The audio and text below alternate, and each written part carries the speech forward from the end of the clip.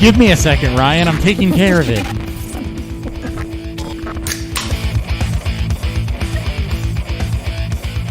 Welcome to Beerfield, where one of us likes to complain before solutions can come in place. I'm your host, Chris Hopper, at Beerfield Hop. As always, joined by at Beerfield Theory, Dan Theory. And once again, welcome back from being sick, at Ryan Miner, _ FFB. Let's go. Let's go. It's great to be back. Is it? Is it great to be back? Is it great to be back? I missed you guys last week. Like after a weekend of being together. That's true. I was like, oh man. That's true. Yeah, we forgot to talk about that last week, so we're going to talk about it this week. I promise I will upload the right episode this week instead of the previous week's episode for a second time.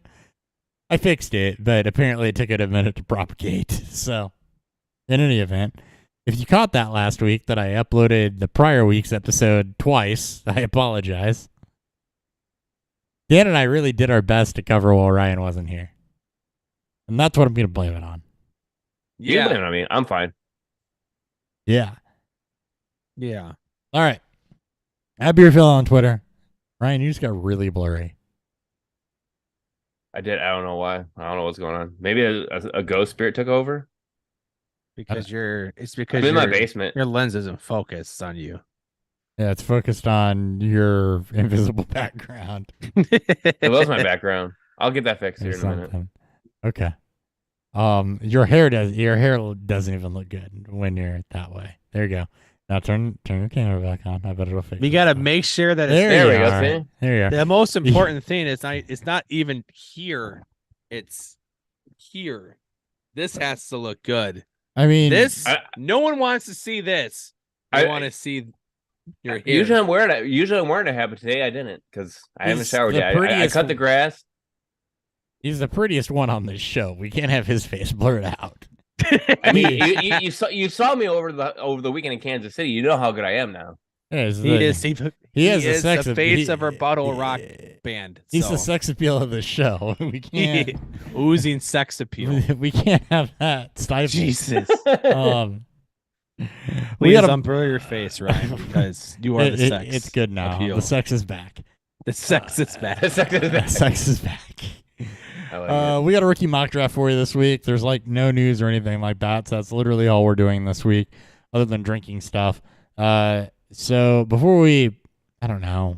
Actually, we're gonna do this first, and then we'll talk about the draft that we forgot to talk about, and then we'll just dive into things. What's fueling Beerfield?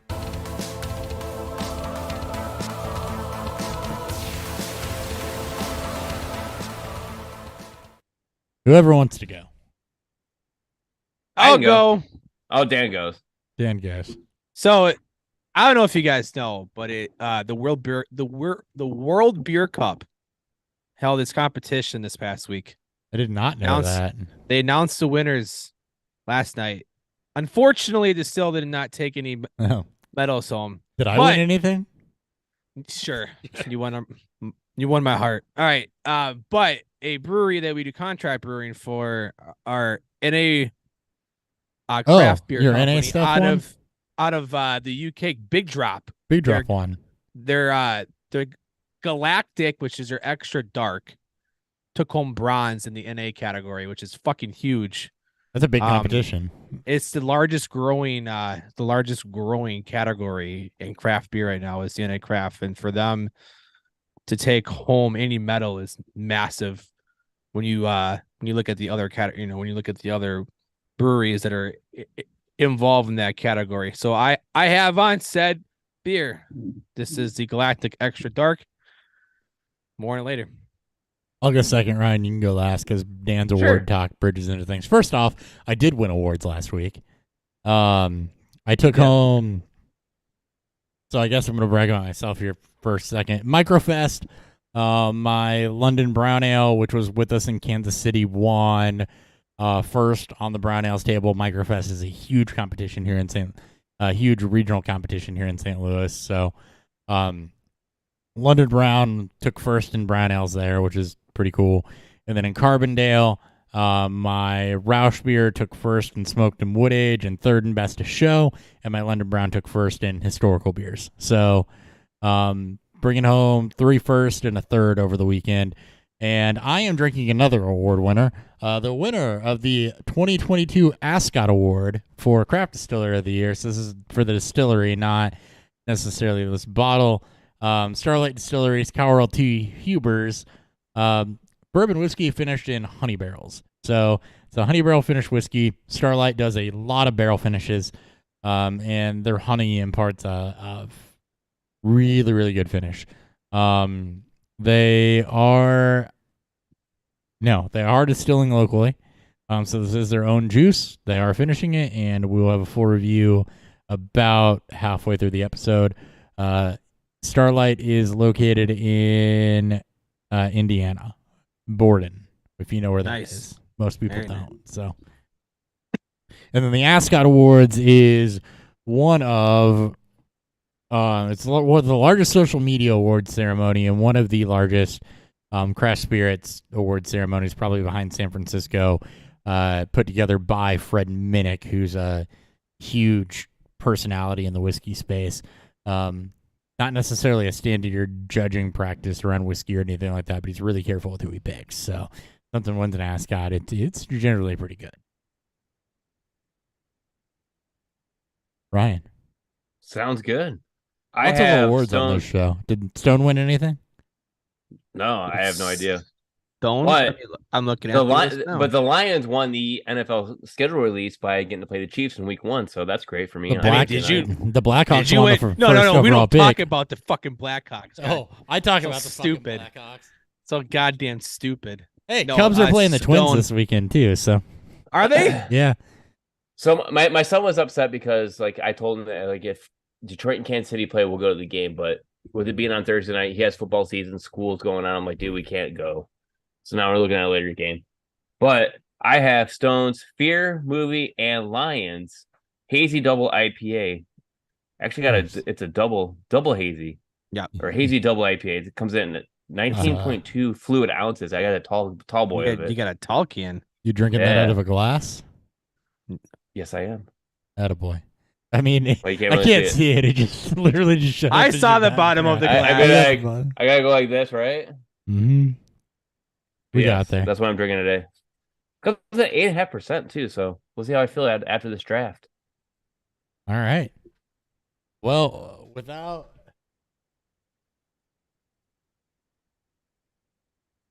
Are we talking about our Kansas City draft at all, or are we just going right into our draft?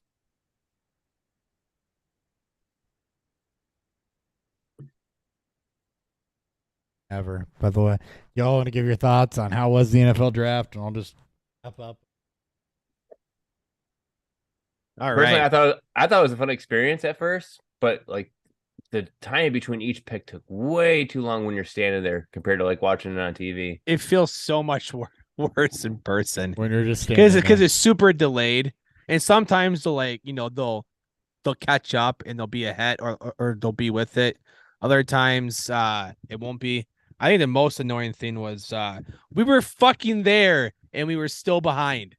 Yeah. We were Right? fucking there And an hour behind. and we were behind. Like that can't be a thing. That's I Yeah. get it. We can not have our phone. For fuck's sake, if you're gonna have a live thing, make sure nothing is tipped. That should be. Oh my god, it was so annoying. The NFL needs to do a better job with that. The way that I described it is this. After night one, we all kind of sat down and came to the same agreement.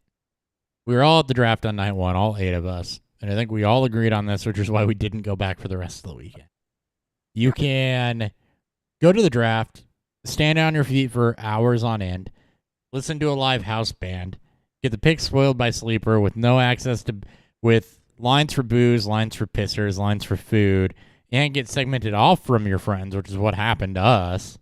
Mm-hmm. Or you can sit at home with access to booze, access to food, access to pissers, still get the pick spoiled by sleeper, but you actually have internet service to see what trades are happening and everything, which you can't really pick up while you're at the draft. Basically, what I'm saying is there was no benefit to being at the draft at all that I could see. There's no benefit to going and being there. Yeah, it's fun for one night just to experience it all. Just to say you did it.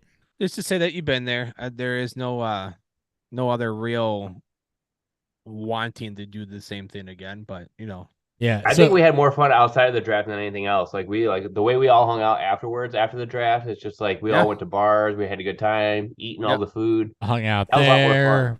literally ate all the food. Spiteful cookie ordering. Like there was a lot of Frosties, gas stations with hookers. Oh my god. Yeah. Nothing like draft night like sub sandwiches from 7-Eleven. Yeah, there's a lot of good rough. things that happened outside of it. But if you are debating, if you're listening to this and you're debating, should I go to the NFL draft? The answer is no. Get an Airbnb, someplace you want to go with your friends that has a TV, and just have a draft party. That's the better way to do it. 1,000%, no doubt in my mind, here on out, the best way to do it's a draft party, not at the draft. The fun thing is, though, next year is it's here in Detroit, and I'm not that far from Detroit, so it's actually easier for me to go next year. So if people want to show up at my house, I'm more than happy to house everyone here. Yeah. And I know that we'll talk about that, and I think that I don't even know that it matters if you live there, honestly. I mean, it's still the same experience when you get up there, but right? I mean, like we can still even go to like restaurants and stuff like that, but you don't have to worry Yeah. about paying for an Airbnb and shit like that. It's like you save actual money. Right. I have air mattresses, I have everything. So anyway, that's just our collaborative thoughts on it. We had more fun disc golfing, doing bars, and just hanging out with each other. We started a 70-round Dynasty League.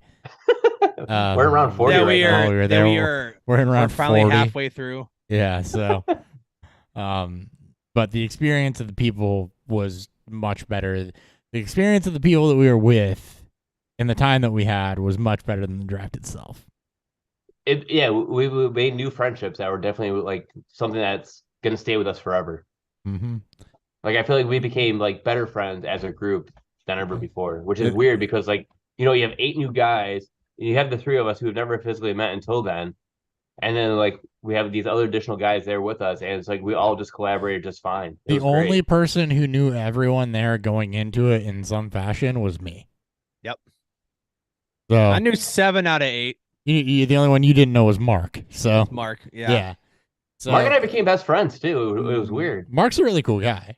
Yeah, he is. You can see why I had no hesitation when Brent's like, "Can Mark come?" I was like, "Fuck yeah, absolutely." Brent's my second BFF too. Brent's a good time as long as he doesn't faint. I mean, he's still a good time when he faints, but good lord, you missed that. You weren't there for that one, Dan. I know. No, you weren't. I've heard it all. Again, like shout out to the Bears fans that took care of him. Bears fans are the best. The Bears doctors, Bear fan doctors, Bears fan doctors. All right. With that, let's go ahead and get into this Fantasy Mock Draft. You're mocking me, aren't you?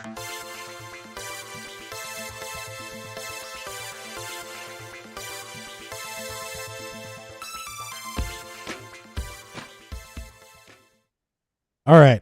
We're going to do a 4-round rookie mock, super flex, tight end premium, because I feel like that's the way all leagues should be run now. Sorry if that throws you guys curveballs, but we're going to do super flex tight end premium. Gives more value to everybody, basically. But we will go ahead with that, and I am going to do a randomizer for us just to see what order are we going. Now, do you want us to talk about each pick, or do you kind of want us to make a few picks, and then we kind of just talk about them in bunches? We'll just make a few picks and talk about them in bunches. Okay. I feel like that's the more efficient way to do it. I agree. You guys agree? All right. Yeah, I'm going to click random. 1, 2, 3 times, maybe. As long as I get the 101, I'm good. You got the 101. It's going to be you, me, Dan, and then we're just going to rotate through. All right, so with the 101, I'm definitely going Bijan Robinson. Even in Superflex? Even in Superflex. Like I sent out a tweet the other day about like, going QB, like taking Anthony Richardson in 101. But then it's just like the more I was reading people's tweets and stuff and understanding like where they were coming from and the aspect behind it is, yeah, I might not want Bijan Robinson, but the value that he presents because running backs are such gold, it's take that and then trade as he grows more because you can actually get more in the long run for it than you can actually at I the would end of trade actually out of draft. Sure. Like if you're gonna trade the pick, I would move it day of. That way, I mean, it's the same Yeah. difference, right? There's like I have no issue with this. There's no issue with the pick at all. Like between my 101 and 102, it doesn't make zero difference to me. It's about whether or not you can maximize having Bijan on a rookie deal when he's young before the injuries start to come. Yeah. And a lot of teams, like in theory, the 101 does not most times, right? Does not have the luxury of being able to have a bell call back because the lifespan of a bell call back in fantasy is pretty low. It's especially compared to quarterbacks, which is where the argument where Hopper and I typically lean from. And I'm sure where we're both going. So I mean, yeah. Like I said, if I had my quarterbacks in place and I had the 101 and I can't really move it, I have no issue taking Bijan there. Like if it's all about winning championships, right? That is the goal, is to win championships and to maximize a running back on a rookie deal in his first year. Bijan's going to smash. Like there's no doubt about that. But is he going to smash in 6 years the way that maybe AR could, or Bryce or Stroud, whichever your first quarterback is? No, who knows? Running back. Even though that's a long way to think of, but yep. And I'm going to hold my opinions on that until we're through probably the first half of this. Yeah. First 8 Sounds to good. 10 picks. I'm going to go Bryce Young with the 102. I know that's going to make Dan gleeful, and we'll discuss that here in a little bit. So, Dan, you're up at the 103. AR, man. Yep. Interesting. That's what I thought. And we'll get to 6, and then we'll stop. We'll stop every 6 picks or so. Okay. That'll be 2 for each of us. So makes sense. Ryan, you're at the 104. Bijan, Bryce, and Richardson off the board. I'm gonna go CJ Stroud on this one. Yeah. Doc, yep. All right. So I am faced with an interesting decision now where I could go second running back or first wide receiver. And the problem with first wide receiver is there's not a lot of clarity there. So I'm going to go reference at this point my top 50 and see where I'm at. So Young's gone, Stroud's gone, Bijan's gone, Richardson's gone.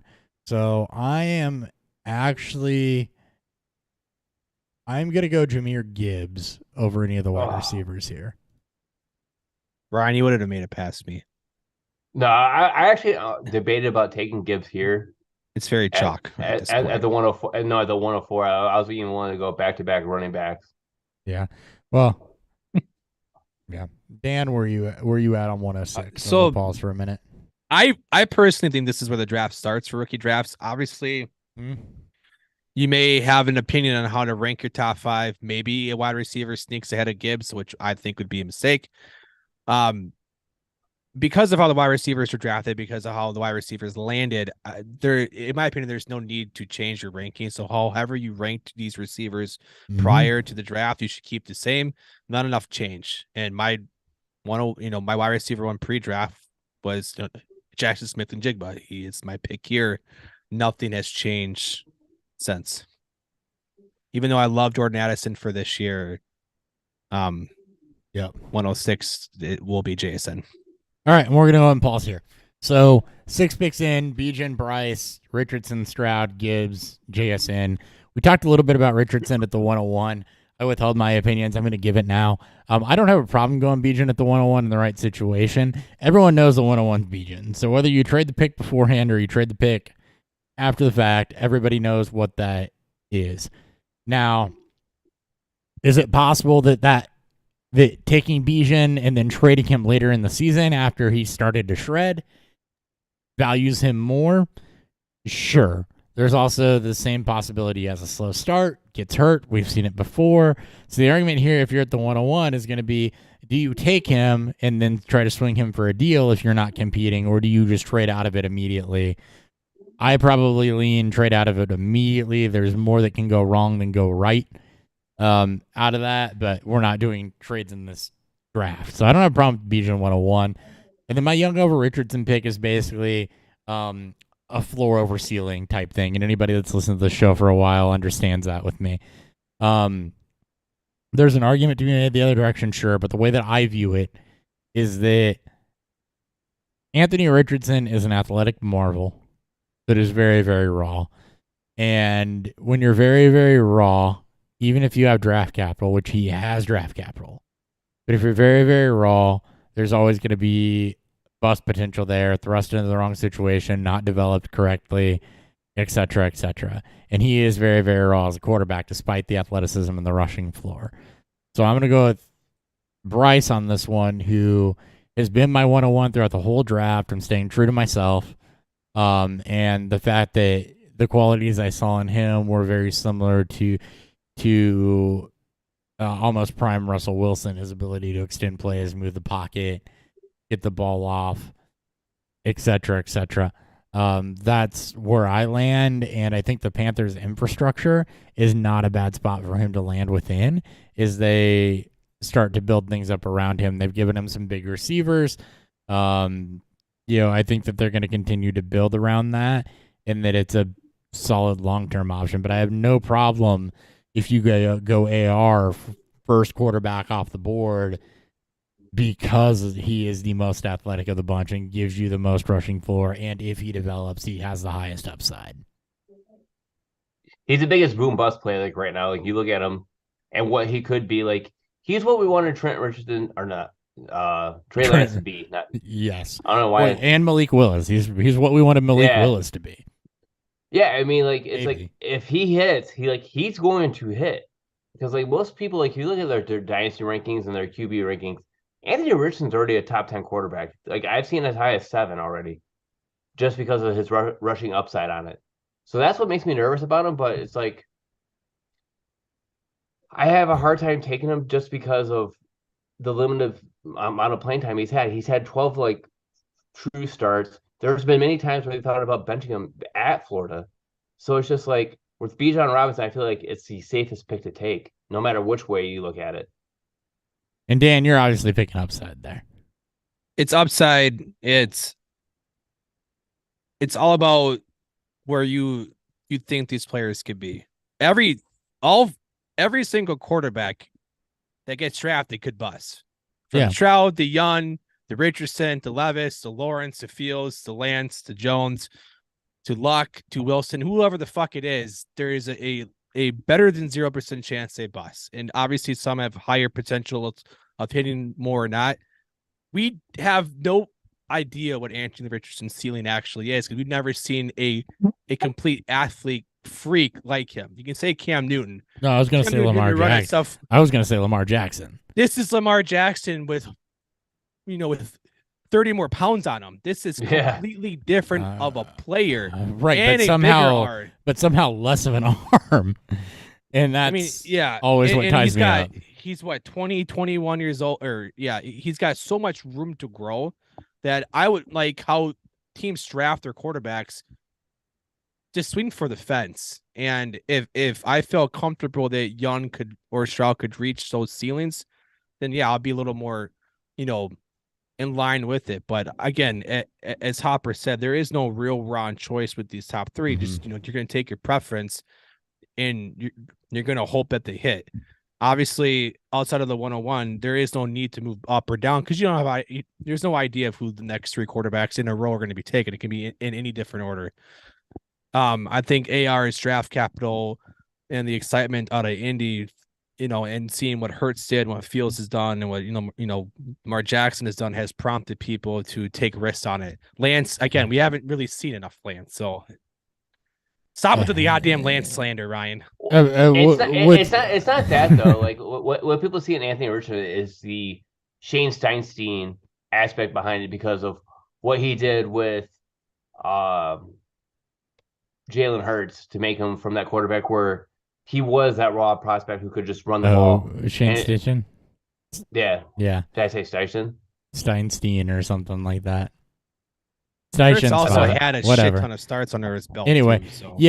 Hurts had a shit ton of starts in college, and I think that's kind of what leads to this, right? And that's where I go with Richardson. Is you look at, like, as much as I hate to say it, actually, I don't hate to say it. Josh Allen's kind of the outlier here of not having a ton of college starts under his belt and being NFL successful, and not having a ton of productivity under his belt and being NFL successful. Like, Hurts was one of the most productive college quarterbacks in football. Yes, he was very good. Especially when Oklahoma. Lance and Willis are the two athletic marvels out of the last two classes that didn't have a ton of productivity or a ton of anything, really. And Willis, we saw come in last year, pressed into duty and not be good. And Lance, the jury's still out on. And I get the argument still, like, you can't make a judgment here. So, I mean, you're going to ride with Richardson because there's a trend towards that type of quarterback getting high draft capital. Athletic marvel, maybe not a lot of college productivity, but can an NFL team do something with him? And it happened with Josh Allen, right? I mean, he had special raw tools that actually hit, and now people are going to grab and continue to try to find that, and there's going to be misses. And where you miss less is college productivity. And I think back to 2017 and the mistake I made with Watson, not liking his tape, but not realizing that, okay, he knows how to win and he's got a lot of experience under his belt and he got DC. So that's kind of where I lean a little bit more, I actually like Young a lot. That's honestly where I'd lean a little bit more Stroud, I think. But in any event, I get the argument for everyone. Stroud's kind of the third guy here that we haven't talked about yet, and I think that Stroud, first off, landing spot doesn't help because there's not a lot around him year one and probably year two. You're probably taking a longer-term approach going CJ Stroud with where he... And they don't have a 2024 first-round pick anymore either, yeah. so... Yeah, because they went up to get Anderson, so... You're taking a longer term approach with Stroud. Yes, he's going to get John Mechie back this year. We don't know what Mechie's going to be. He missed last year because of leukemia diagnosis.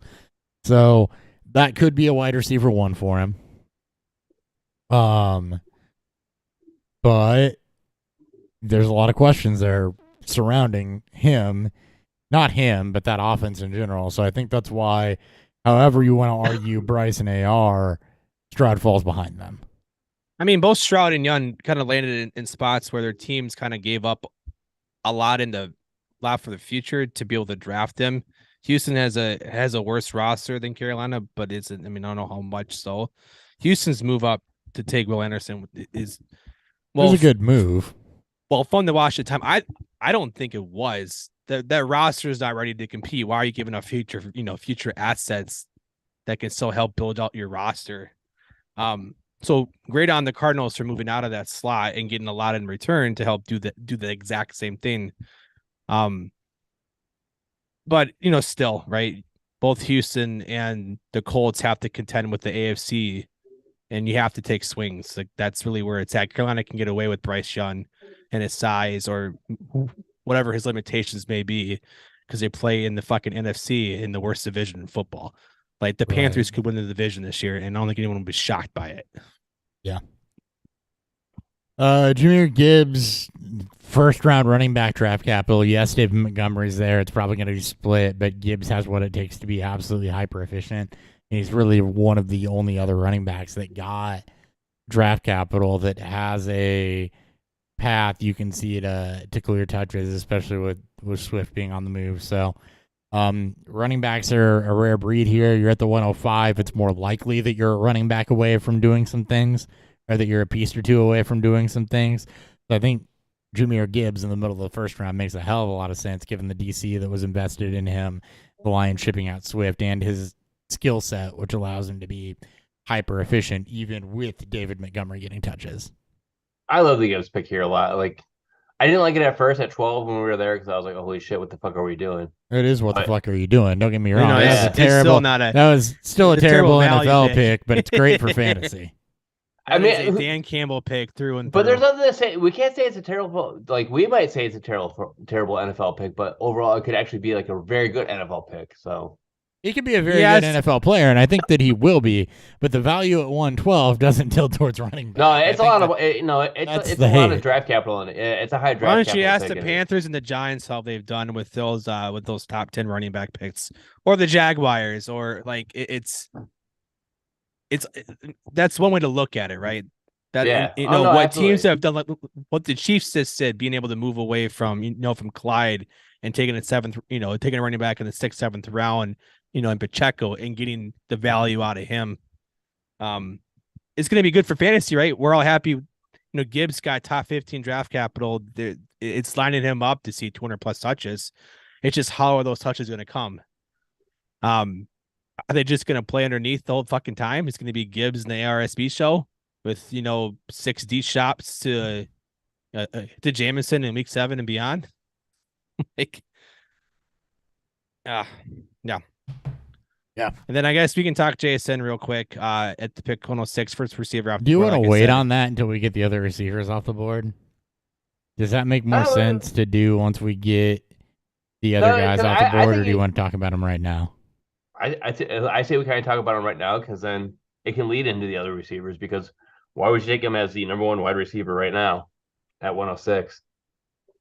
Well, there's no other. I mean, I guess the only other player you can maybe look here if you're going super flex would be Levis, because he's going to most likely get playing time this year.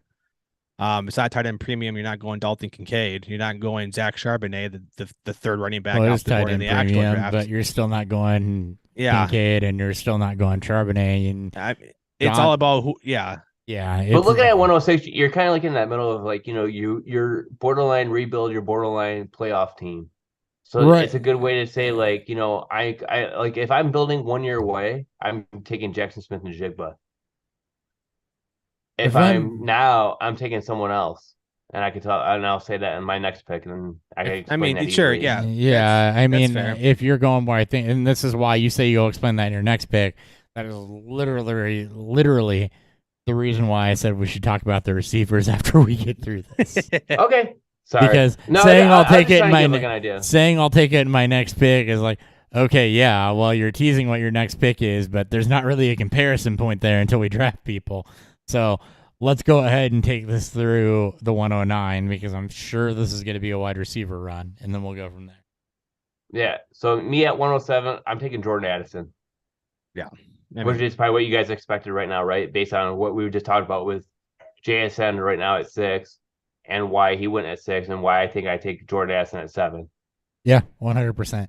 And then what I'm left with is a choice of Zay Flowers or Quentin Johnston. I'm going Zay Flowers on that. I've had Flowers ahead of Johnston the whole process.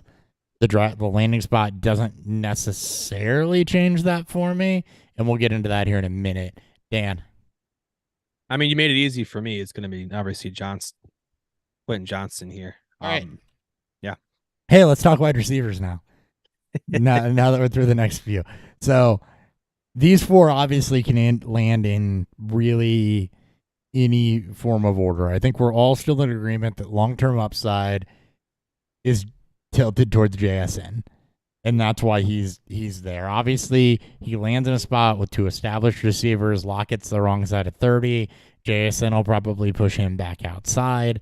There's going to be some volume split for now, but long-term, DK, I think, is nearing the end of his rookie deal. I don't think he was extended, so. He would have been, no, he got extension. Did he? He would have been a rookie, or he would have been a free agent during this. I think he got extended last year. Because he would have been a rookie. Or no, God, Jesus Christ, he would have been a free agent. Along with the other 19 class that wasn't first round picks or hadn't been extended yet. Let's see. So Jordan Addison at 7. Yeah, he's another year or so.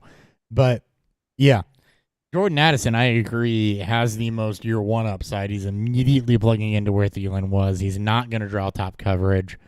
We've talked about this extensively on the show, why Jordan Addison is the one you want if you need immediate impact, where JSN's the better option long term. We've got into that a lot.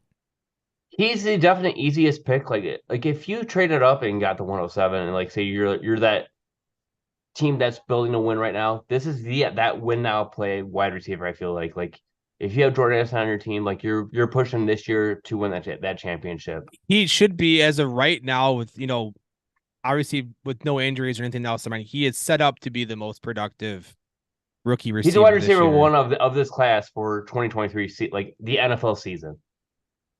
Should be, yes. Yes. Yeah. But all four of these players have opportunity beyond what we They do. see now to be the number one. Besides Addison and probably JSN, that could be the number one on their team by the end of the season. And yes, I will include Quentin Johnson in that. I will with too. the aging Keenan Allen and a Oft whatever injured Mike Williams. I will Zay too. Flowers could legitimately be that guy by week 3 or 4. And Just the- Baltimore's corpse of And the receivers reason there. I go Zay Flowers over Johnston is because Baltimore with Monken, with Lamar, with the way that they're going to run an offense is going to be creative. And Zay Flowers is usable in a lot of different ways. He's a fantastic receiver. He's great out of the slot. He can work deep. But he's also super, super explosive if you want to get him involved in the run game and everything, too. Zay Flowers is dynamic. And I get landing in Baltimore kind of hurts that. I look at Quentin Johnston, and we've talked about this a lot, too. And this is my kind of Flowers over Johnston soliloquy. I wouldn't take Flowers over Addison or Njigba. But I wasn't in a position to. My Flowers over Johnston reasoning is literally because when I look at Johnston, this is a big-bodied guy that can use that frame, that has good hands, that his upside is easily a 1. His downside is what we saw out of N'Keal Harry, what we've seen out of Mike Williams, what we've seen out of several There's different risk. bigger bodies that don't separate, so there is risk. I think ultimately probably ends up as a productive 2. One of those, 950 yards and 8 touchdown guys because he's a big frame. Not behind Keenan Allen, behind whoever else they draft to be a 1. I don't think long-term he is a 1. I think he could be if he hits a ceiling, but I think realistically, I don't think he is, and there's more bust potential there. So I do have Johnston as the lowest of this 3. But Flowers over Johnston for me was just the different ways that he can get involved, the explosiveness, and the different levels that he can work in an offense that has the ability to be creative because of Lamar.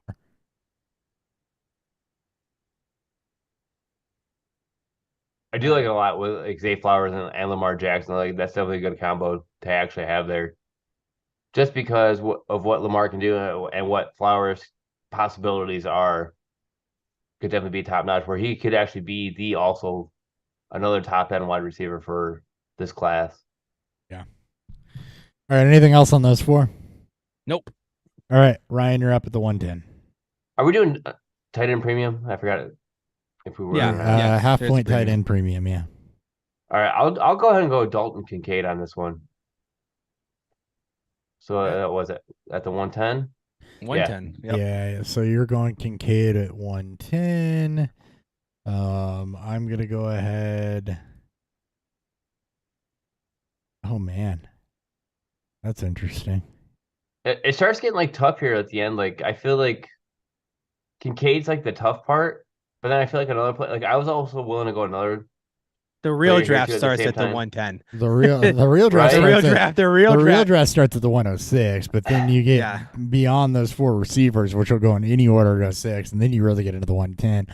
I'm between 2 players here, and I think Is it between 2 running backs? it's between 2 running backs. Yep. Yeah, I can see it. I have a feeling who the 2 are too. It could be actually it could even be 3 if It's- you really look at it. I think it's 2 for me. Yeah, it's 2 for me easily because I think the third one you're putting up there I would not agree with in any form of anything. So it's 2 Okay. it's 2 for me. And it's just a matter of which one do I want to go with, and this is where it gets tough.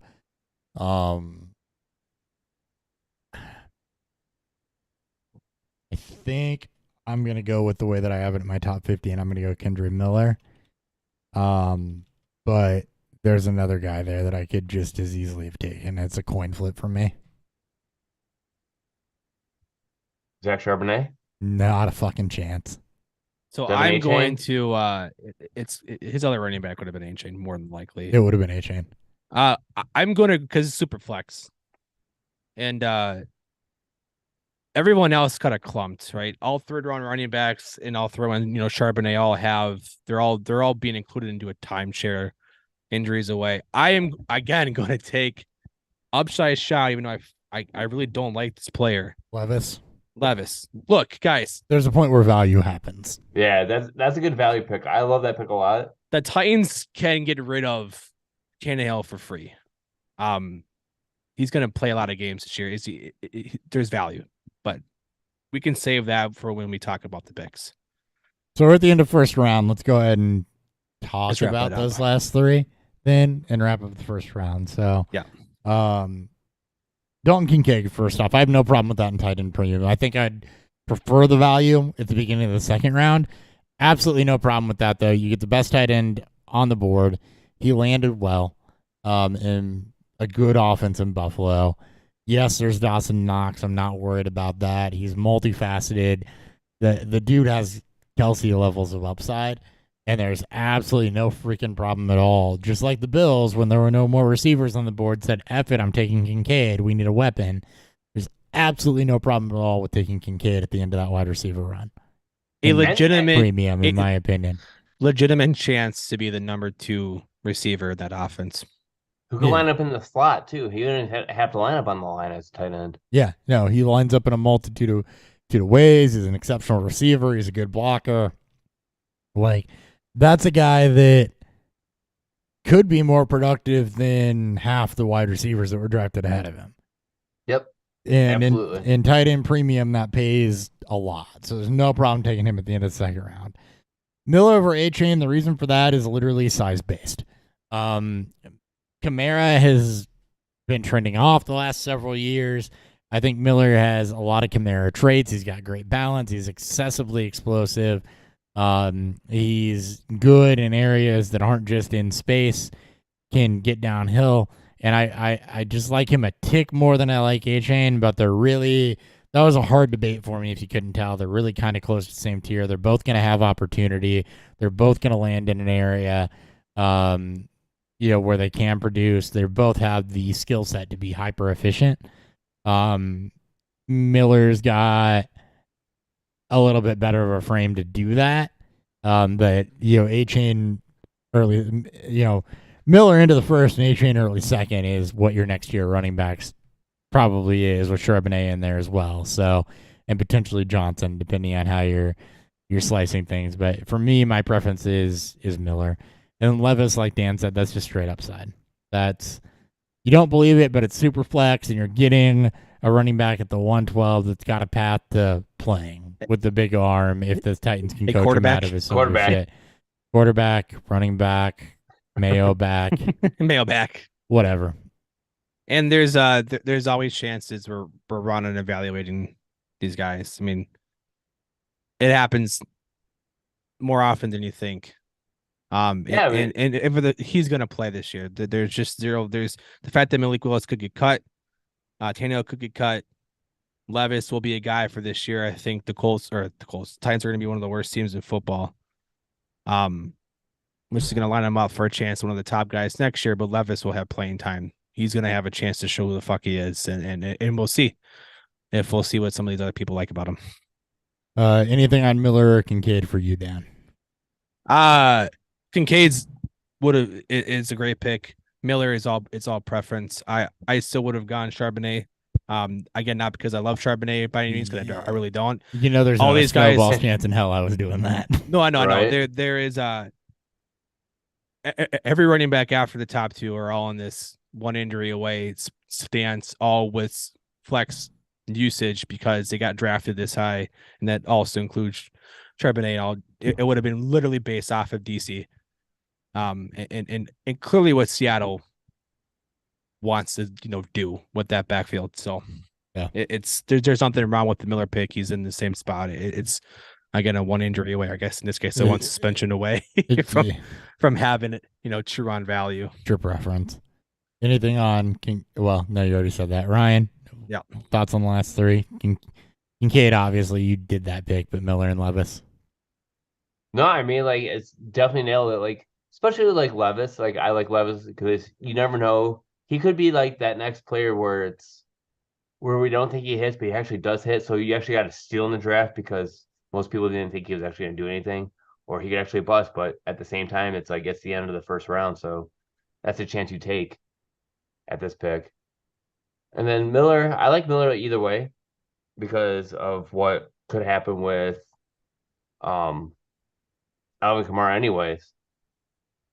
So that's the one pick I do like because you're kind of take that risk reward because like if anything does happen to Kamara, you have that instant running back who will complement Jamal Williams at that point.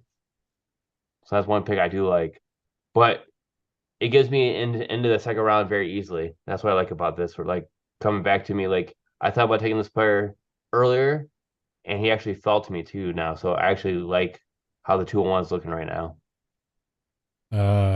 Yeah, so that's a really good bridge. Let's go ahead and kick into the 201 for you. Who is your 201? And we'll go through a few and then we'll talk about it. My 201 is Devin A. Chain. Not surprising considering I had such a hard time between that and the 111. Right? All right, so your 201 is A Chain. Man, that's gonna be it. That's another tough decision. We're getting into preferences again. My 201, and I like the value in the DC here. I'm gonna go with Jonathan Mingo. I mean, I kind of hinted at the pick when I talked about the last round pick. I will go Charbonnet. All right, and we'll just keep going back to Ryan. Oh, this is where it really starts getting tough now. Yeah, this is a draft that late round picks start to get real tough. Yeah, like this is where I like if I had this pick right now, I'd almost be willing to trade down, especially with like Dalton Kincaid. Yeah, but does Like, anybody after care take- enough to trade up? Yeah, like There's some names left I think people can get hyped for I that agree. may want to move up. They're again, it's not what we think or what Ryan or Hopper and myself think in these times. It's what the draft community perception is on players that are left and how you can use that for your advantage if you don't agree with the takes that are being said, right? It's all about we talk about it a lot when we talk about draft strategy and it's knowing your league mates. So it's there personal is perception too. yeah. Like that's how I like look at it as. And oh man, this is a tough one because I feel like it could like people might look at it right now as a reach, but I don't see it as a reach. But I'm going Marvin Mims. I mean that's about where he's going. He's That's second 204. round, second round pick. I don't like the Mid player, second. but he's got. But like I don't like the path, but he's got DC. So like if I didn't have like Kincaid in the first round, I would have definitely gone like Michael Mayer at that point. Just because of but remember also, right? This isn't a 3-team league. You're just drafting for. Like, don't think of this right. as if you're doing your own. I'm definitely not looking at it like that, but like yeah, it's not a 3-team league, right? We're drafting 3 times. It's not a 3-team league, so kind of each pick you have in a round is for a different team. So this pick would correspond to your CJ Stroud pick. right. So just throwing that out there. All right, down to 105. I have a choice. 205. 205. Sorry, down to 205. I have a choice. So. This pick corresponds to my Jahmyr Gibbs pick at running back. That doesn't really change anything for me because I'm not looking at a running back. I am most probably, if I reference my top 50, I am actually looking at Jalen Hyatt here, which is where I'm going to go. No, I'll make mine and then we'll pause. Oh, sorry. Yeah, we're only on 5. You make yours. Yeah. Let me cross them off. Jesus Christ. This is tough because there's a few directions you can go in. based off of positional value for running back, and again based on landscapes of where opportunity can fall into when you're looking at an opportunity year one. I will go Hopper's favorite Bear running back of all time, Damn it! Roshan Took it Johnson. stolen from me. Again, we talk about one injury away backs. Let's there's maybe one suspension or cut running back away. Pretty much. Town favorite Chase Brown, but I will go with the one Yeah. that the Bears organization has already multiple times have raved about him. So I will Yeah, they have. I'll go with the Hopper favorite, Roshan Johnson. All right, and we'll pause there. So, A-Chain, obviously, we talked about him a bit when I was looking at Miller. I'll give my thoughts on these 6. A-Chain, I think, is a good pick at the 201. He's right there with Miller and Charbonnet in that kind of tier of whatever backs. Miami re-signed their same stable of meh. So A-Chain's the new guy that has a chance to break out. And I think if anybody can find creative ways to use his explosiveness, even though he's undersized, Mike McDaniel is definitely one of those guys. So I like that A-Chain pick. For me, Mingo had the DC over Hyatt. That was the reason I went with Mingo. I like the size. He's big body. He'll play outside. Him and Terrace Marshall are probably going to compete for most targets on that team this year, but he gets a new quarterback in Bryce Young, who's uber talented, and they did put draft capital into him. One of the few guys that has number 1 size, even though I think he profiles more as a 2. Once you get past those first couple wide receivers, it gets a little dicey. My thoughts on Charbonnet are he's 1 injury away, and if you don't have that Walker injury, you're looking at a third down back, but that's the territory you're at now for backs, but that's kind of why he's behind A-Chain and Miller for me. So, him going behind those two, I have no gripe with that at the 203. He had the DC. He's behind Walker, who's not known for his pass catching prowess, and Charbonnet is fine as a pass catcher, even though he's not explosive. Marvin Mims, I don't like that one. I am not a Mims fan to begin with. Undersized receiver that I didn't feel like I saw a lot out of, and he's, potentially, if they don't cut anybody or slide any moves, the 4th receiver on that roster. So I don't love that one short term or long term. Hyatt lands on a wide open Giant squad. I like his downfield ability. I like his explosiveness. I've been a Hyatt fan since early in the draft. He can stack defenders. He knows how to get open. And he lands in a spot where there's not a confirmed or even established receiver. Hodgins was the most productive one last year at a similar build, but not nearly as similar like speed or skill set. Then with Roshan, I've covered that a lot. He's a pure third down back. Dan's right. They're 1 cut away or 1 injury away or whatever from him being productive. And I think even with Herbert and with Foreman on the roster, that there's a path to him getting touches as a third down back in the receiving game and as a change of pace guy. And I don't know how many that's going to be. That's going to be a 3-headed disaster piece. But at this point, you're just looking for any path to touches, and Roshan has it. Oh, Ryan went away. Yeah. All right, I guess I'll Just do my quick wax follow-ups. poetic on those 6. Yeah. A-Chain, I'll really combine. A-Chain, Charbonnet, and Johnson are all backs. They're in similar situations of the backfield they're in. There's a chance for them to steal, maybe not so much Charbonnet, but there's a chance for them to steal the majority of the touches early on in the season. Charbonnet definitely needs a Walker injury, but draft capital is going to keep that. It's going to keep him on the, draft capital is going to keep them in mind and at least have flex value. He is, at least on paper and based off of some other video guys, think that Charbonnet can definitely fill in as a pass catcher. Well, Walker's inconsistent uses of the pass catcher last year gives me the idea that that's not going to be his role. As for the receiver, is like his preference. Bingo's big size, right? He is the outside of Johnson, the big outside guy that has a chance to pop off this year. He's in a pretty open wide receiver room that has a chance to be able to start week 1.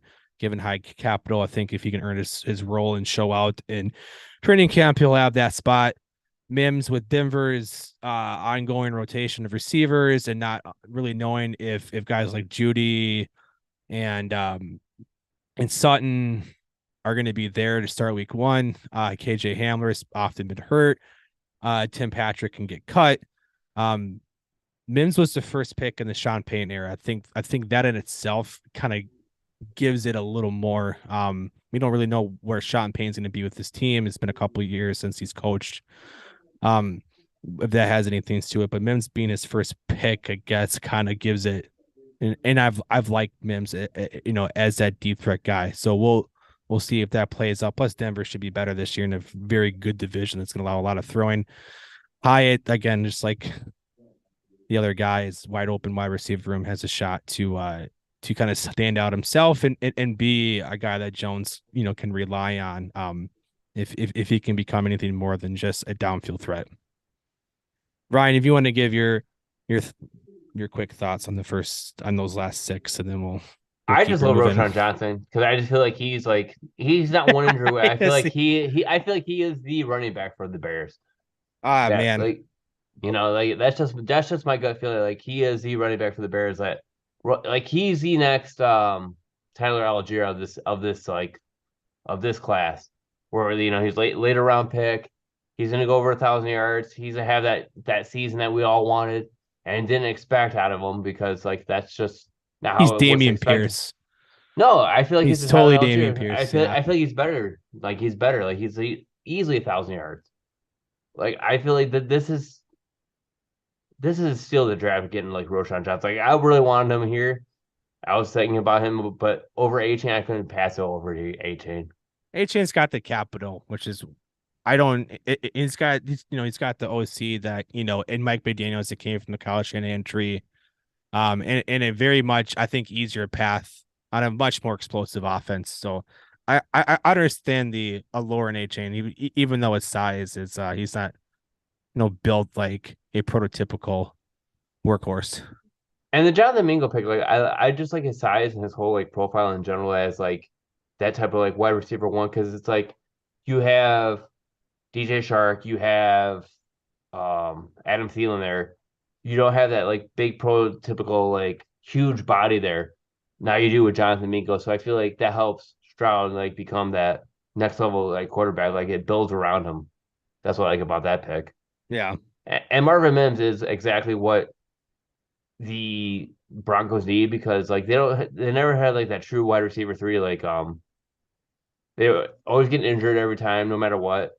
I feel like Mims could actually slide into that wide receiver 3, and especially if anything happens to Sutton, Mars could actually move into that wide receiver 2 position there. So that's not one I like there. A lot of smoke of Judy getting traded during the process. So I don't see Judy getting traded. I see more Sutton getting traded. I mean, Judy's the more sought after. I think he's the more sought after receiver, which is why I think his value is higher. Yeah, younger player, different skill set. But right now Mims is currently, as we sit today, May 11th, 2023. Mims is 4th on that depth chart, which is fine. I think he's 3rd or 4th. I don't know if he'll. I mean, it's tough. I love Tim Patrick. I do too. I don't think you hate Tim Patrick because he tore an ACL, right? No. I just think he's gonna get cut. Unfortunately, Tim Patrick. Yeah, because he has no dead cap to him. Yeah, he's the easiest way to clear cap space. Although, and they just spent a 3rd round pick on Mims. I mean, it could be KJ Handler too. So, although I think it'd be a Handler. If you're gonna get a contract cut, I'd expect that more out of last year, because you're now mostly through the meat of free agency and stuff as well. And unless the Broncos are over cap, you have no reason to clear cap space until much later on. So. And we also don't know where Tim Patrick's recovery process is. Unfortunately, it's not a big enough, name to have constant coverage. I just presume no news is good news. Yeah, right. We'll see in this age of things. You guys ready to? Let's keep her moving. Yeah, keep her moving. All right, pick 7, Ryan. We're on you. Rashee Rice, wide receiver, Kansas City Chiefs. Rashee Rice. And Then we're going to go to me. I'm going to Sam Laporta. Jeez, come on, computer.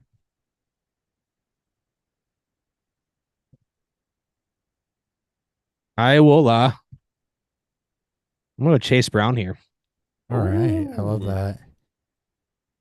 A lot of reasons to like that. Ryan will just I'm going Jaden Reed. dick. Ick. No, I said dick because that's literally I where I said was. No, I said dick because that's literally where I was looking next. No. Yeah, I'm in a tough spot. Yeah, like the second round starts getting tough here. Yeah, especially towards the end of the second round, it's getting tough because there's. God, I don't want to.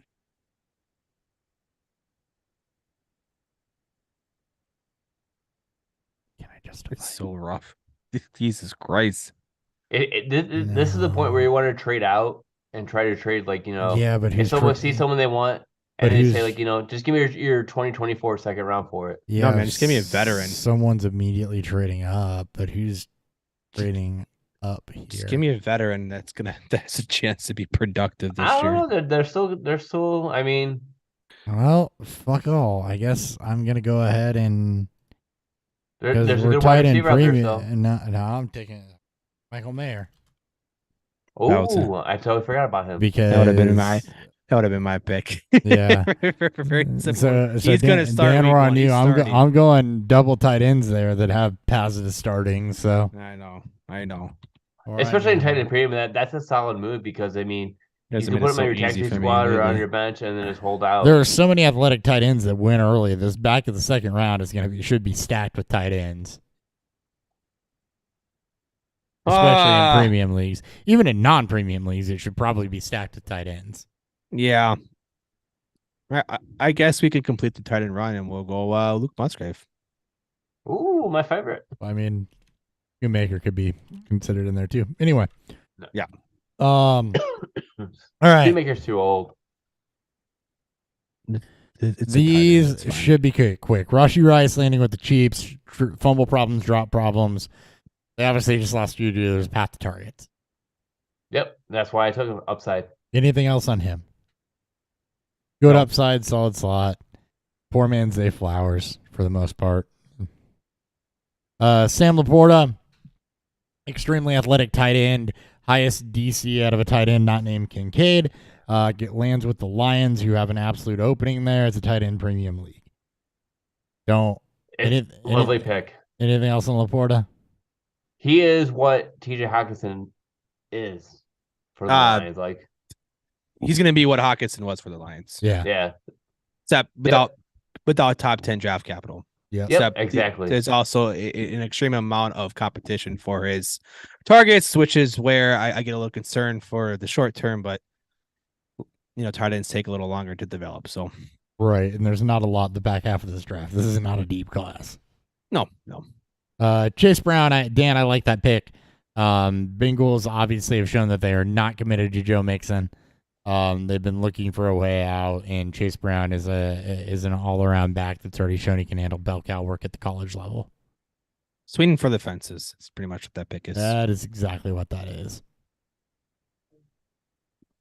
Any thoughts on Brown, Ryan? No, I mean it's exactly what it is. You're basically waiting on Joe Mixon. If anything happens to Joe Mixon, you have a starter. If not, then You're hoping he can take us some IJP, Ryan. You're hoping if Mixon stays that he takes on the RJP Ryan role where there's going to be flex value. And then if Mixon were to miss time due to suspension or injury, or if final gets cut, he can fulfill that role the way that P. Ryan was able to. So that is the Chase Brown pick.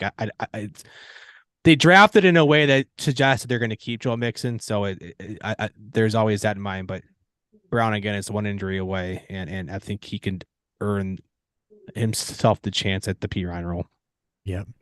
All right, Jaden Reed, I like that pick. Packers obviously just lost a couple guys. They do still have Watson and Dobbs there who had varying levels of success. They flashed a little bit, but didn't ever put anything together consistently.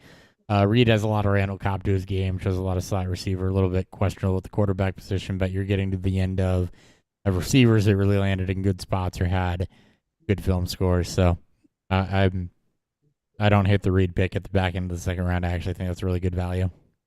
I feel like Reed could be like that wide receiver 2 for not just like the wide receiver 2 in fantasy, but like wide receiver 2 for the Packers. So, it still has value.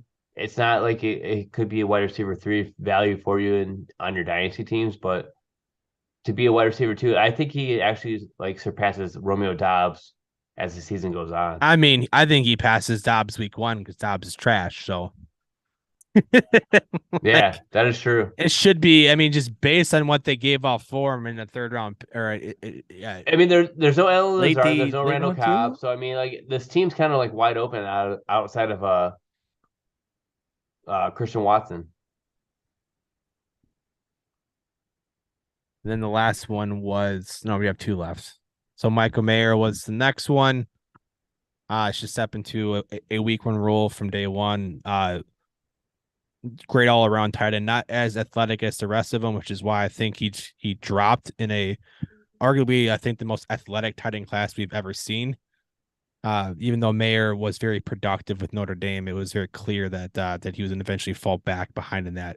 But he should be a potential contributor from week 1. Mm-hmm. Yeah, Mayer's a good blocker. He's a good on-field guy. He took some hits because of his athleticism and anything. Waller's out of there. He'll be on the field week 1. How much he contributes, your upside you're hoping for is mid to back end tight end 1. I don't think he has nearly the upside of some of these other guys just from his film, but he got DC. He was considered the number 1 tight end of this class before things went downhill. He does a lot of things well. He'll see the field early and is a back end second round pick in premium. When you're really running out of wide receivers and running backs, it's a good way to go. Who was a tight end? Because Waller is obviously gone, and Monroe went to signed with the Saints. There was no one it's there. Austin Hooper. Austin Hooper signed there. Did Austin Hooper go there? He can beat out Hooper. That's he's fine. It's just a crowded core of pass catchers. I don't want to say wide receiver core. It's just pass catchers in general. So it's like trying to get his hand in the game could be complicated for him. As Josh Jacobs, you have Devontae Adams, you have Hunter Renfrow. They signed Jacoby Myers. I mean, you got a lot of players there that are going to push Michael Mayer down a little bit, I feel like. The last pick was Luke Musgrave, Green Bay's first tight end taken in the second round. Musgrave was a kind of a darling of the community that was athletic, had receiving ability. I don't think has quite the upside of what some of these other guys do, but obviously has a very, very solid floor. You think guys like, Freiermuth come to mind of, kind of what you're looking at there. Again, Packers, so you don't know what you're going to get out of Jordan Love, but back into the second, you're taking shots at anybody that can be productive. Musgrave fits that bill. Musgrave, I feel like is like the ultimate boom bust type of tight end pick here because it's we never saw what he could really do in college because of the way he was so injured for so much of it. But when he did play, he did show that elite prospect that player you want to have out there on that field. It's oh my God, this guy is one of many. So it's we need to have him out there, but he could never just stay healthy enough to be out there on the field. That's what sucked about it. Yeah, he's a project. He's someone that can in a wide open Green Bay room, right? We talk about with Jaden Reed. Musgrave could be that, could be the safety blanket that Jordan Love needs if he's able to take the field week 1. Watson's obviously silver rod deep threat. Reed, I think, could be that guy as well. But Musgrave plays the position that a lot of those younger QBs like to lean on or as they're getting their their bearings under them. Yep. All right, let's go ahead and hit a review, and then we'll do one more round of this and call it a show. Sounds good. Boom. Beer review.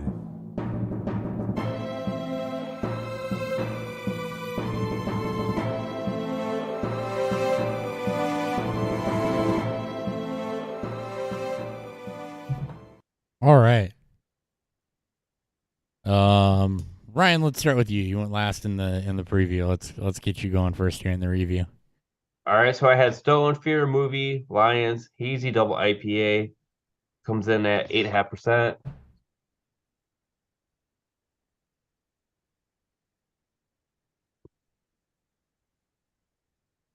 Did you? Jesus Christ. Totally. Just like I've been drinking since 2:30. Jesus Christ.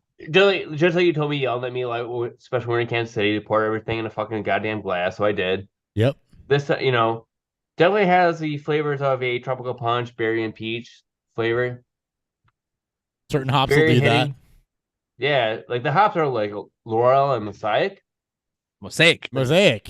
And yes, Mosaic will have some of those tropical notes and berry flavors. So there you go. and I definitely feel it at the back end of it, especially like sitting here, like as we talk about it, where it hits on the front end as like more of like the berry, like more of the peach side of it hits, like taking it, and then Stone the fruit. aftertaste is more of a tropical punch berry afterwards. What did you say the hops were? Laurel and Mosaic? Yeah, Mosaic. Yep. Or just hop list? Familiar with Laurel, so I like to educate. It's not a floral hop. I don't think. Oh, maybe it is a floral hop. Laurel. Spell Laurel for me. Loral. Loral. Oh God, that's gonna come up a lot of places because floral. I don't see. I feel like the little hop was more of the peach, like on the front side of it. I don't see. Does it just say floral hops? I don't see anything called Laurel. Mosaic, though, I do know Mosaic is a lot of fruit, berry, mango, stone fruit type stuff. I do know that, but I'm not familiar with Laurel hop. Yeah, I mean, definitely very good. I actually really like it a lot. There we go. Michigan Hop Alliance has them. They do a lot of shit. Just wasn't on that list. They are new in 2016, otherwise known as HBC 291. It is a floral and herbal note. Okay. Yep. Citrus and earthiness. Citrus. Yep. And floral, lemon, and tropical, which is where you're getting the tropical fruit from. So basically, that's a long way of saying good job dissecting those hops, Ryan. You nailed it. Thank you. I've actually did something right today. He's learning. It's like proud dads over I'm here. proud. I'm really proud. It was a great job dissecting those hops. Dan, you want to go? Yeah. So again, Big Drop Galactic Extra Dark Brew. This is their recent bronze winning at the World Beer Fest at the World Beer competition out there in Nashville, Tennessee. It's called Extra Dark. You really can't call it beer. It's obviously heavy on the malt. You're gonna get notes of coffee. You're gonna get even some subtle notes of faint chocolate. The first time I had this, I'll be honest, I wasn't the biggest fan. As I've now drank it, now I've changed my tune a bit. If you like the richer malt, type of beers, and you're looking for a beer alternative, great choice. Rich malt. Rich malt is my favorite thing. Yeah, so it's gonna definitely cover that, that part of it, and throwing in the extra bitterness, from the malt that was used. I don't know if it says. Is Big Drop in my market? Do you know? They technically are. I don't know if they service that far down. I have looked because I'm a Chicago-based wholesaler covers the entire state of Illinois, and I'm not quite sure.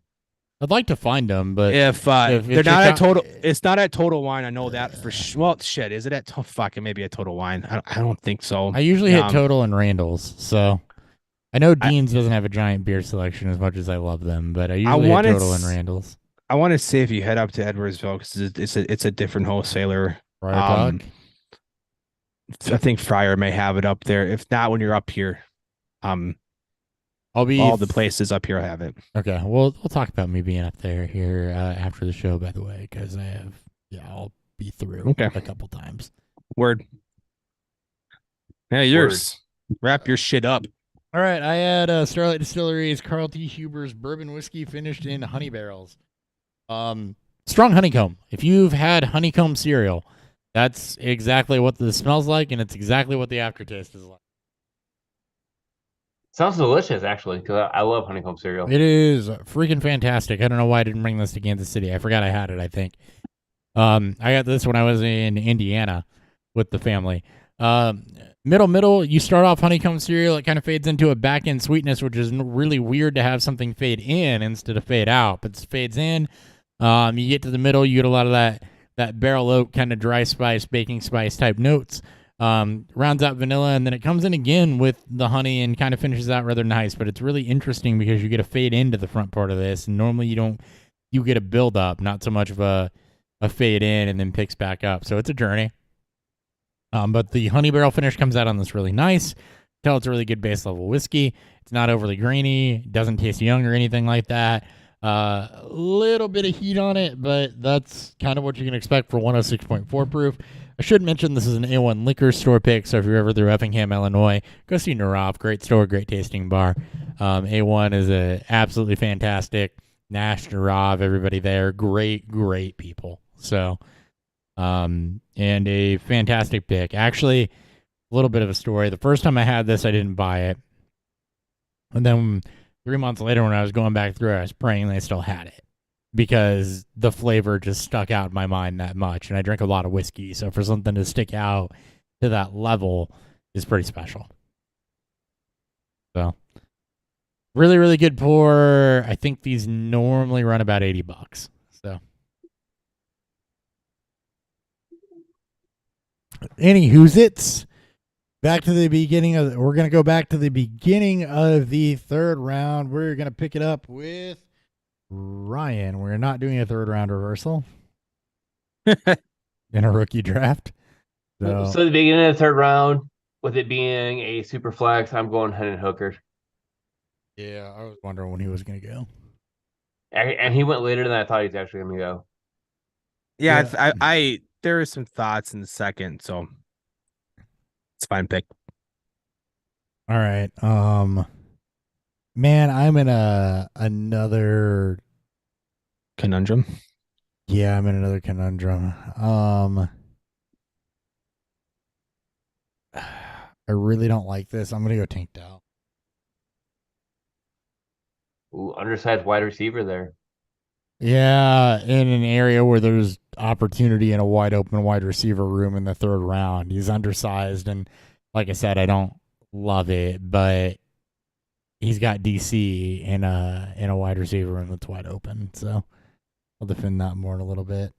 All right, I'm going to go Tank Bigsby. I was wondering when he was going to do because that's Really? Yeah, that's another player I was looking at. I mean, he's got DC, so Right. we'll talk about it here in a little bit. But Bigsby's another one that got good. Third round draft capital and a third wide round open back. room behind ETN. Yep. All right. You guys saved the pick for me because I thought about taking him earlier. I'm going Josh Downs. I was never going to take him, by the way. So you were always safe with me, at least. I was safe. Yeah, there are some players that there's not a chance in hell I'm taking them. Charbonnet's one, Downs is 100% another one of those guys. And now we get real interesting because we are running out of guys that have DC, and we're kind of getting into more guys that I'm willing to take a shot on. Two options. You know what? We're going to see if this last guy gets back to me. I'm going to go with Luke. I'm actually going to go Luke Schoonmaker. Another second round DC tight end. Dallas is a muddled tight end room. We'll get into that here in a minute. Dan, why don't you go to make your sixth pick? Your 306. Then we'll talk to these guys for a minute. Yeah, I'll just keep loading up back. So I'll call Tajay Spears. I was looking at him too. All right. Yeah. I did look at him also. I was like, man, if he makes it to the next round, I'm good. All right, and pause. So looking at this, I consider this a world of draft capital. It's like the island of misfit toys. Let's start Hendon Hooker. The Superflex League, I love Hendon Hooker's skill set. It's a 25-year-old quarterback that landed. Dan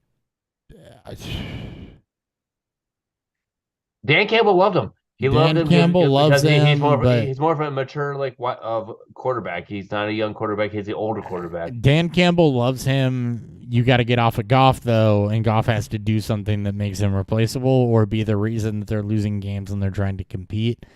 But you're in the third round in a super flex league. You're looking for any home run you can hit. Hendon Hooker absolutely makes sense there. And you can even make an argument here. Third round and definitely into the fourth for guys like Jake Haener, who's going to be behind Jimmy Garoppolo, for guys like Clayton Tune, who could be in line for early starts, guys like even Aiden O'Connell and Stetson Bennett. Sorry, Haener is going to be behind Carr, but O'Connell behind Garoppolo, Bennett behind Stafford, Tune fifth round pick into a place where Kyler Murray is not expected to start the season. You can make that argument, but Hendon Hooker is a guy with long term upside, I think, as far as the rushing ability and what he does with the deep ball and how refined he looked in his senior season. But he doesn't have a clear path. But it's a super flex league also, and he took him at the 301. I think that's good value. I feel like I got to steal the draft there on that one. Ryan, how many steal the drafts Hooker. are you gonna say? There's so many steal the drafts for you. Well, I feel like Hooker would be more like a mid-second pick, like a second-round pick. I think this is a perfect. I think this is a perfect spot for Hooker because maybe back in a second, but yeah. As Hopper mentioned, it's the only way he plays this year is Goff gets hurt, or if Detroit completely tanks. He's only 3 years younger than Goff. So from a long-term placement and the fact that he only got third round DC, lifespan it's not quite there.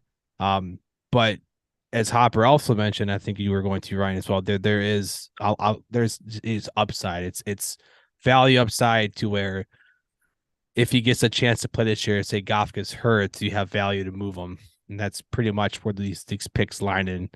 I don't expect Hooker to be much of anything in the NFL. Unfortunately, the NFL told us that. But Detroit liked him enough to be Goff's primary backup. So, and that's what Detroit needed was definitely like a true backup because they didn't have Detroit needed a 26-year-old quarterback to back up their 29-year-old quarterback. That's really what they needed. They needed someone.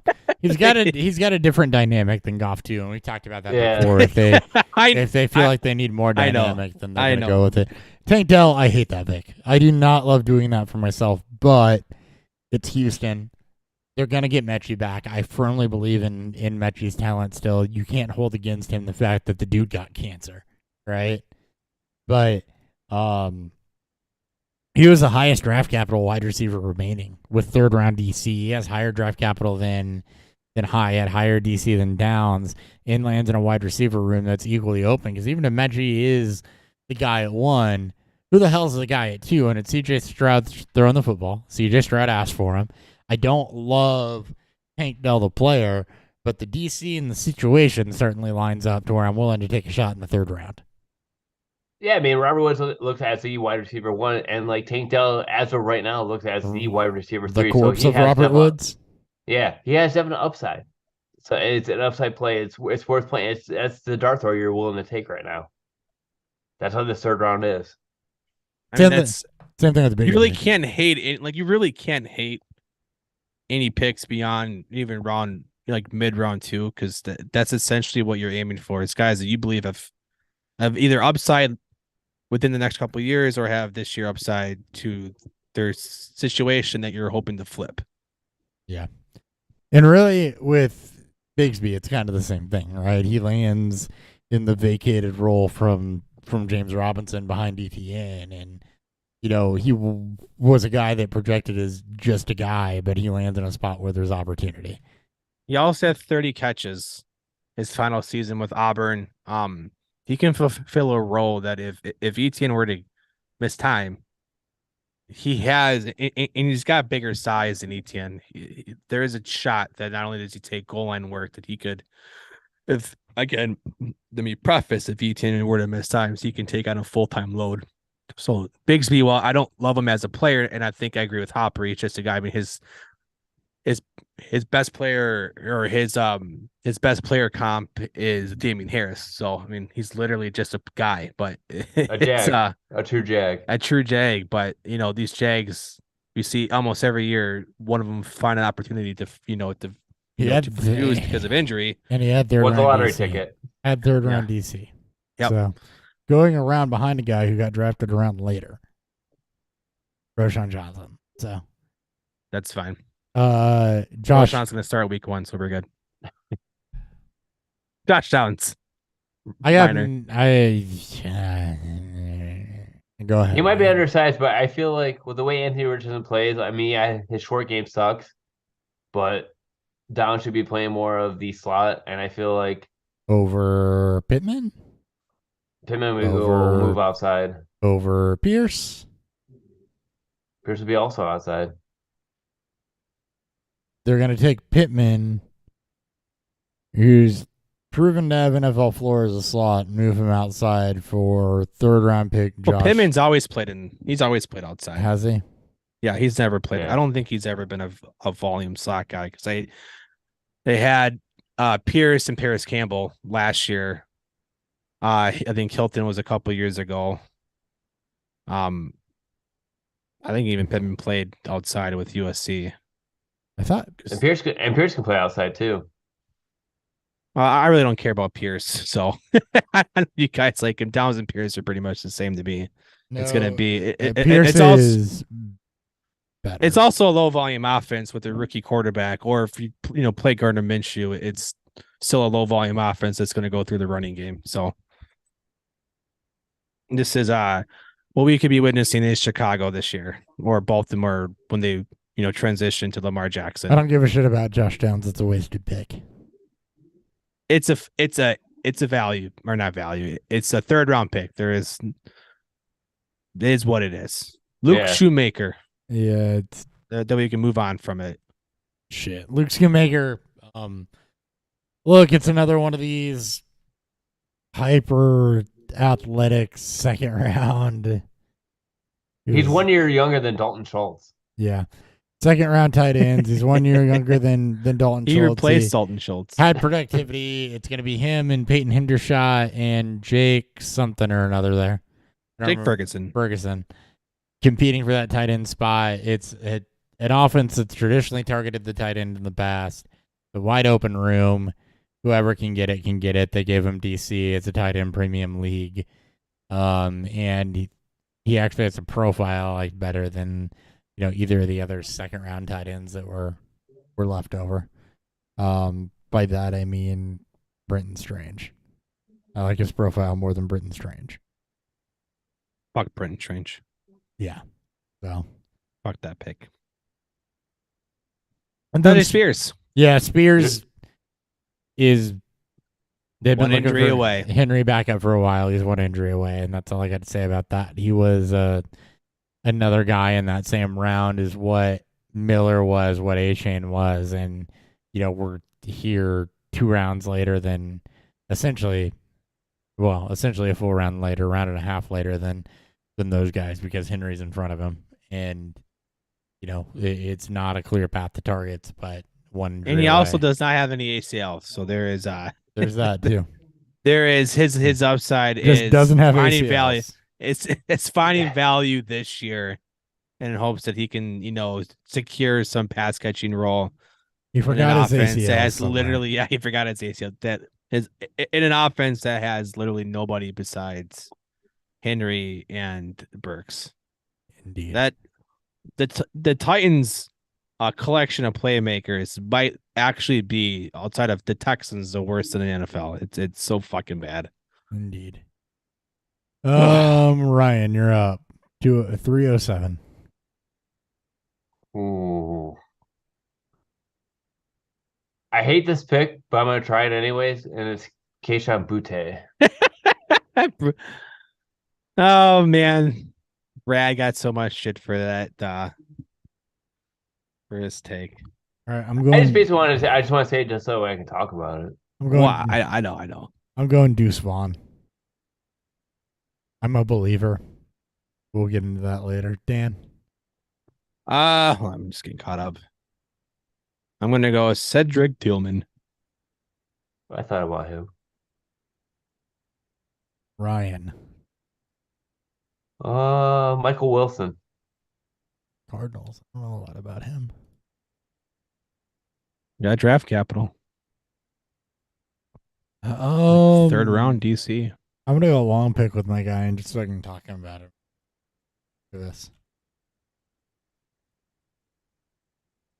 Oh. Well, this is the last Last so it pick. doesn't really matter. Ain't Evan worth it. Evan Hall. Okay. I was gonna say Zach Evans. No, Evan Hall. Well, that would be worth it. But anyway, let's talk about this. Keishon Butte, I get it.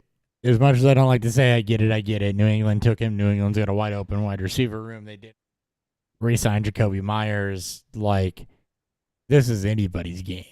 Keishon Butte is a lottery ticket. Like, I'm not a huge fan of him. Like, I see what he did like a few years back, and I see this as a wasted pick, but I brought it up just because as a talking topic. There is no Because- wasted pick when you're in the back end of the third round. It's not wasted. Again, If it if you don't doesn't want to become make the it- pick, then you trade it for a veteran. Right, but if it doesn't become anything, then it's a wasted pick. Most of these picks won't become anything. That's why we're at this point, and these guys are barely day 2 picks. And it's like there is upside to him. I mean, he was a top 5 recruit, or he was a 5-star recruit. Pre his injuries, he was the Devi wide receiver 1. Like, if he can get back his explosiveness, there is upside to him. he's a lottery ticket play here. I He feel is. like I it's absolutely agree either with boom you. or bust. Yeah. And I feel like it's more like bust than anything. Well, maybe Hopper's more excited about Deuce Vaughn. A little bit more. I am more excited about Deuce Vaughn. With not re-signing Zeke, he's immediately going to come in with, Pollard, and really it's similar skill sets across the two. They're both very explosive, very dynamic. They by cutting Zeke, you don't get anything different here, but they've kind of stated what they want to have in it back, and I don't think that Pollard's an immediate bell cow or anything like that. So I actually think that Deuce, even though he's a 6th rounder, does have an undersized, does have a path to targets and being used in some different dynamic sort of ways with Dallas on an established offense. So 3rd round lottery ticket on a guy that I really like that lands in an established offense with established pieces, established quarterback, and a path to touches. I'll take that in the 3rd round. Yeah, I went Cedric Tillman, 3rd round pick to Cleveland. It's whether or not he's going to beat out Donovan Peoples-Jones. I'm a DPJ believer. So I mean, I also do like DPJ. This is more so draft capital. He's got good size. He'll play outside. That was his role at Tennessee. And he outproduced in his junior year because he got hurt for half of his senior season. He did outproduce both Velus Jones and Jalen Hyatt in his junior year. For whatever that's worth, because I between both of them, I really don't care about either of them, but I think there is a path to opportunity for Cedric Tillman this year. And while I always hate talking positive about Watson, he's in a very good quarterback situation if Watson were to start to improve to where he was in Houston. And that's where I think his role will be, is more of a deep boundary receiver. That's why I also like DPJ. So I will take the deep boundary receiver with Watson in this case. Michael Wilson. This guy I don't know a lot about, even though I know he got DC and he landed on the Cardinals, where, I mean, there's, I guess, wide receiver 3 opportunity right now. Ryan, what do you like about Michael Wilson? Well, he's one of the only wide receivers who are actually above like 6 foot. And he's actually the backup to DeAndre Hopkins too, so that's another one I like. What sucks about him though is like he was never like a college prospect who stayed on the field. He was always injured. He missed 2020 and 2022 due to season-ending injuries. He didn't miss the whole season, but he like was missed part of the seasons. His main like seasons were sophomore and or freshman and sophomore years. So he was a fifth-year senior this year. But with the history of what can happen with right now, like as we look at the Arizona Cardinals right now, it's like you look at them as like a rebuilding team. Like we don't know when Kyler's gonna be back. What's the true status of DeAndre Hopkins? Like his upside could be easily to be the wide receiver one on this team, or as low as the wide receiver three on this team. So that's one like lottery like ticket I like on this guy. I mean, he'll never be more than, I guess, a 2 if Hopkins gets hurt. I mean, we also still have Marquise Brown there too. So Yeah, he could be like the he will play outside 6'1", Yes. 216. He's got, plus athleticism. he's the X across the receiver board. here. Yes. And then Hopper, who'd you go with? You went with your boy. Yeah, from I Cincy. took Yoshevis. Big, athletic receiver. Not a clear path year one, but as you look beyond that, can they pay Chase? Can they pay Higgins? Will they retain Boyd? The answer is probably no. So this is more of a long-term play in a guy that I believe in, and a guy that shows a lot on film. And I think he's only 21, so there's room for this to be a long-term play. Should the Bengals decide that they're going to move on from Higgins, if they're going to move on from Boyd here, is they come up to those decision points because you can't pay Burrow, you can't play Chase, and not eat up a ton of caps. They're going to just cycle some young receivers through here. So this is more of a distance play and a guy that I really, really believe in. The back end of the third round, you're looking development guys you're going to stash on your taxi squad for a year or two, and this fits that for me. And then the last pick of this mock, I took Evan Hall going to Indy, be the primary, I guess, pass catching back in this offense that probably won't use a lot of pass catching work, but he will be one of the primary backups to Jonathan Taylor if Taylor is to miss time this year. Also, if Taylor is to miss time, Hall is a pretty explosive back, so you get to be paired up with Anthony Richardson running the same type of plays that you saw, again, Hurts and Fields and Lamar ran as they were coming up to their game. Hall has a good opportunity if it arises for him to smash in these kind of filling games and ones that you can look at to piece the fuck out if he does and try to get some value from him. That's the show. All right, that's the show. Thank you guys for tuning in. We will be off next week as we take a break post-draft. We'll be back at some point the following week. I'll talk to you guys about that here after we drop off the air. So thank you guys for tuning in. I am at Beerfield Hop with 2 P's, at Beerfield 30, at Ryan Miner _FFP, at Beerfield, I think just Beerfield on Twitter, Beerfield Fantasy Football, wherever you get your podcasts. And we will catch you guys here in some form of 2 weeks, which we don't really have a plan for yet either. So we'll figure that one out. Thank you guys for tuning in. Take care. Yep.